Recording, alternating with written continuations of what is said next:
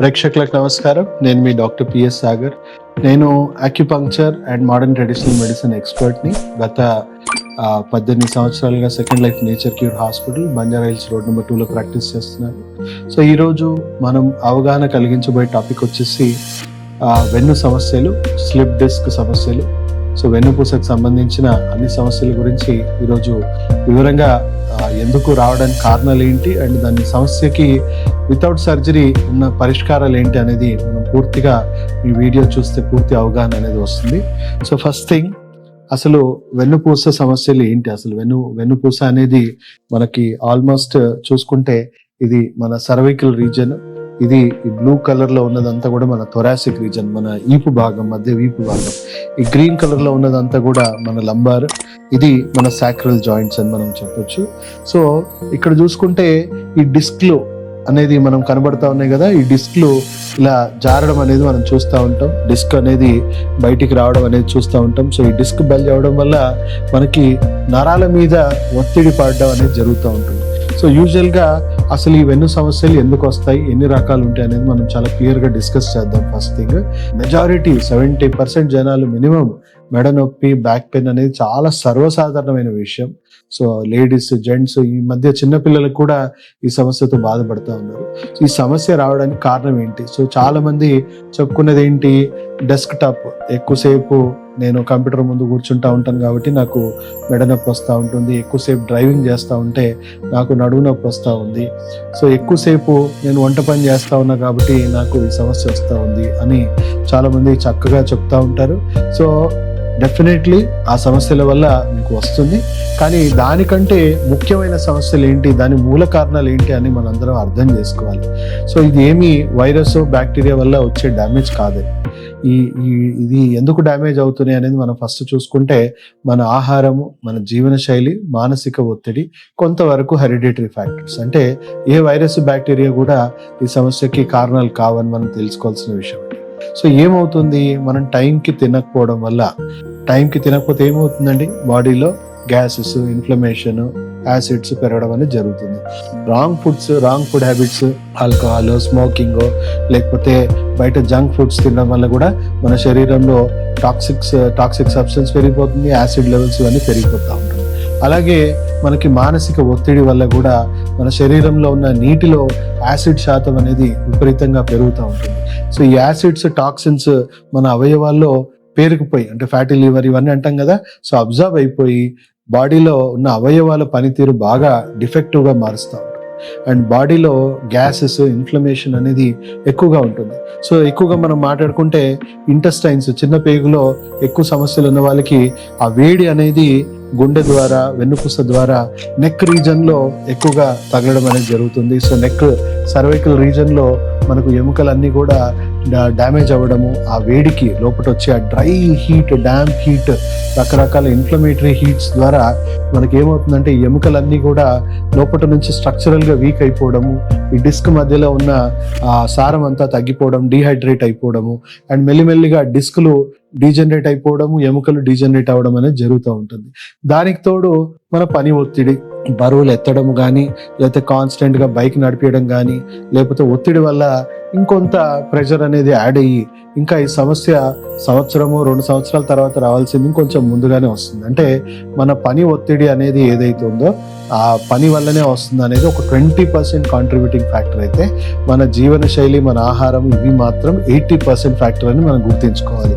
అలాగే యూరినరీ బ్లాడర్లో మనం చూసుకుంటే ఈ డైట్ లైఫ్ స్టైల్ వల్ల మనకు మోషన్స్ ఫ్రీగా లేకపోవడము, ఇంటెస్టైన్స్లో చెడు బ్యాక్టీరియా పెరిగిపోవడము, మంచి బ్యాక్టీరియా తగ్గిపోవడము, సో కాన్స్టిపేషన్, ఆ ఓవర్ హీట్, లేదా కిడ్నీలో కొంచెం సమస్య, చిన్న చిన్న ఫిల్టర్స్ డ్యామేజ్ అయిపోయి యూరిక్ యాసిడ్ పెరిగిపోవడం, వీటి వల్ల ఎముకల్లో మళ్ళీ అవన్నీ చేరుకొని లంబార్ రీజన్లో, అంటే మనకు లోవర్ బ్యాక్లో ఎక్కువగా సమస్యలు అనేవి వస్తూ ఉంటాయి. డిస్కులు డీజనరేట్ అవుతూ ఉంటాయి, మనకి మెల్లిమెల్లిగా డిస్కులు డీజనరేట్ అయిపోవడం, ఎముకలు పాడైపోవడము, లోవర్ బ్యాక్ సంబంధించిన సమస్యలు. అండ్ ఇక్కడ చూసుకుంటే ఇక్కడ disc L4, L5, L5, S1 దగ్గర కాళ్ళకు సంబంధించిన నరాలు ఎక్కువగా ఒత్తిడికి గురవుతాయి కాబట్టి సియాటికా పెయిన్ అనేది వస్తూ ఉంటుంది. అలాగే సర్వైకల్లో మనకి C3, C4లను, C1, C2లను మనకి చేతుకు సంబంధించిన నరాలు, తలకు సంబంధించిన నరాలు ఎక్కువగా ఒత్తిడికి గురవుతాయి కాబట్టి తల తిరగడము, వర్టిగో లాంటి సిమ్టమ్స్, లేదా భుజం సంబంధించిన, చేతుకు సంబంధించిన నరాలన్నీ కూడా చెయ్యి తిమిరెక్కడం కానీ, లేదా ఫ్రోజన్ షోల్డర్ అంటే చెయ్యికి సంబంధించిన షోల్డర్ జాయింట్స్, మజిల్స్ ఇవన్నీ కూడా మెల్లిమెల్లిగా స్పాజమ్స్ కి గురై ఫ్రోజన్ షోల్డర్ లాంటి కండిషన్ కూడా డెవలప్ అయ్యే అవకాశం ఉంటుందండి. సో అలా వెన్నుపూసలో మధ్య భాగంలో కూడా ఈ గ్యాస్ట్రిక్ హీట్, కాన్స్టిపేషన్స్ ఇవన్నీ ఉండడం వల్ల కూడా ఇవన్నీ కూడా మనకి చుట్టూ వీపు భాగంలో మనకు క్రాంప్స్ రావడము, ఈ వెన్నుపూస మధ్య భాగంలో కూడా చాలా మందికి వస్తూ ఉంటాయి, కానీ చాలా ఎక్కువ శాతం మనకి ఈ నెక్ అండ్ ఈ లంబార్ రీజన్, ఎందుకంటే ఇవే ఎక్కువగా ఫోల్డ్ అయ్యే రీజన్స్ కాబట్టి మనకి ఎక్కువ సమస్యలు ఇక్కడే వస్తూ ఉంటాయి. సో ఈ డిస్కులు డ్యామేజ్ అయిపోవడం అనేది మనం చూసుకుంటే ఎవరిది కూడా పర్ఫెక్ట్ వెన్నుపూస అనేది లేదండి, ఇంక్లూడింగ్ మీ. అందరూ ఫస్ట్ స్టేజ్లోనో సెకండ్ స్టేజ్లోనో ఉంటాము. ఎప్పుడైతే తీవ్రంగా ఎక్కువగా స్ట్రెయిన్ అయ్యో, లేకపోతే బరువు పనిలో, లేకపోతే ఎక్కువగా మనం స్ట్రెయిన్ అయినప్పుడు మాత్రమే లైట్గా మనకి మెడ నొప్పో లేకపోతే నడు నొప్పి అనేది చూస్తూ ఉంటాం. సో థర్డ్ స్టేజ్కి వచ్చేసరికి కొంతవరకు డ్యామేజ్ అవుతుంది, డీజనరేట్ అయిపోతుంది, స్టిఫ్నెస్ క్రియేట్ అయి ఉంటుంది. కాబట్టి కొంచెం కాన్స్టెంట్గా కొంచెం స్ట్రెయిన్ అయినా కూడా పెయిన్ అనేది మనం విజిబుల్గా మనకు తెలుస్తూ ఉంటుంది. సో అక్కడ కొంతవరకు ఎక్సర్సైజ్, ఇప్పుడు నేను చెప్పినట్టు ఆహార నియమాలన్నీ పాటించి ఉంటే మీకు ఇంకా ఫోర్త్ స్టేజ్ అనేది తొందరగా వెళ్లకుండా ఉంటుంది.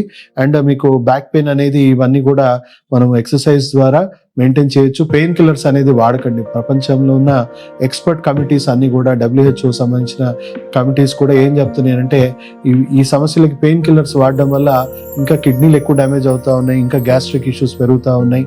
సో సమస్య అయితే తగ్గదు, ఎందుకంటే డ్యామేజింగ్ వ్యవస్థని ఆపదు. సో థర్డ్ స్టేజ్ లోపు ఉన్న వాళ్ళకైతే కైరోప్రాక్టిక్ ట్రీట్మెంట్ చేయించుకుంటానంటే పర్ఫెక్ట్గా చేయించుకోమని చెప్తాను, ఎందుకంటే ఏ సమస్య ఉండదు కాబట్టి. బట్ అది సరిగ్గా డాక్టర్ అనలైజ్ చేయలేకపోతే మాత్రం ఈ సమస్య ఇంకా 100 రెట్లు పెరుగుతుంది, అది గుర్తుంచుకోండి. సో ఫోర్త్ స్టేజ్లో కూడా చేయొచ్చు, కాకపోతే చాలా ఎక్స్పర్ట్ లెవెల్లో అండర్స్టాండింగ్ ఉన్న వాళ్ళ మటుకే మనం ఈ కైరోప్రాక్టిక్ ట్రీట్మెంట్ అనేది, ఎందుకంటే ఎక్కడ చేయాలి ఎక్కడ చేయకూడదు అనేది చాలా క్లుప్తంగా తెలిసి ఉండాలి.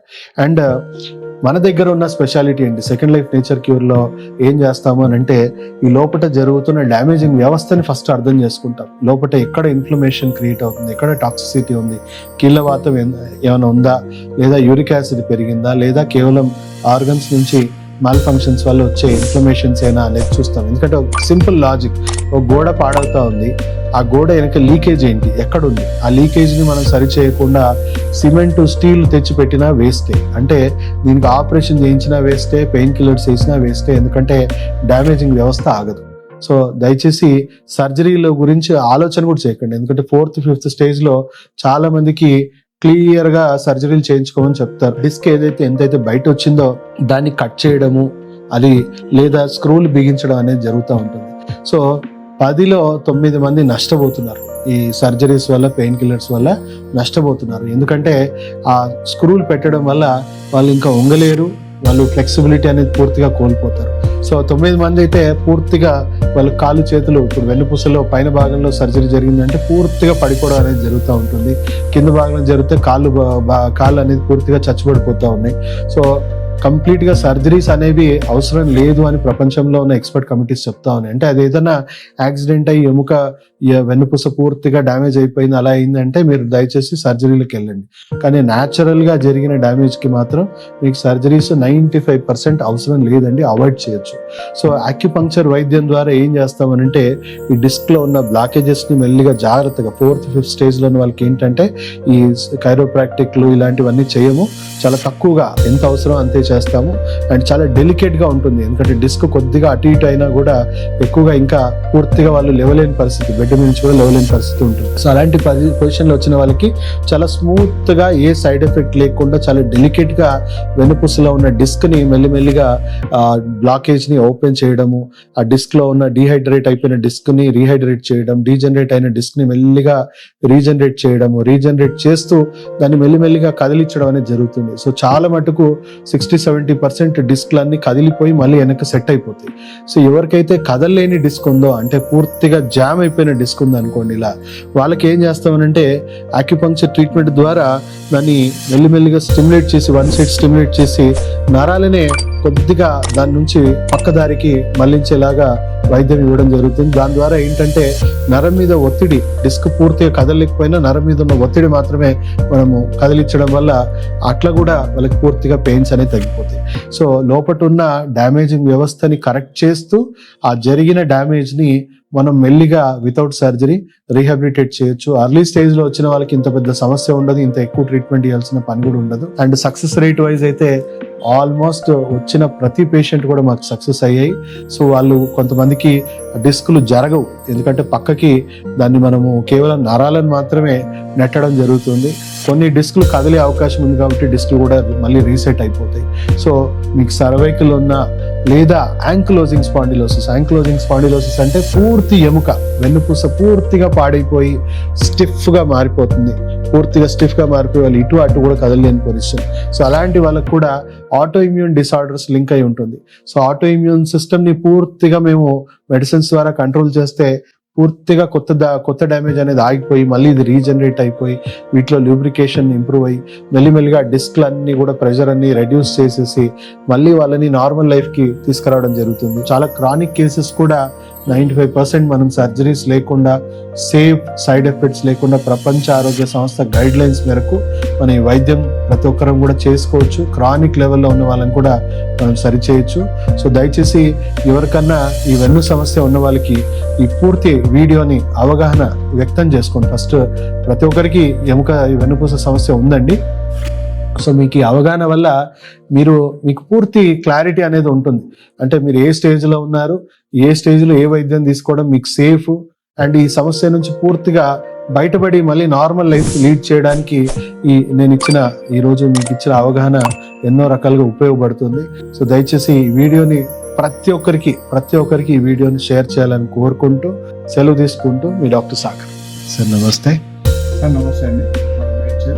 సార్ లంబార్ డిస్క్ బాల్స్ అంటే 2 హాస్పిటల్స్కి వెళ్ళాను.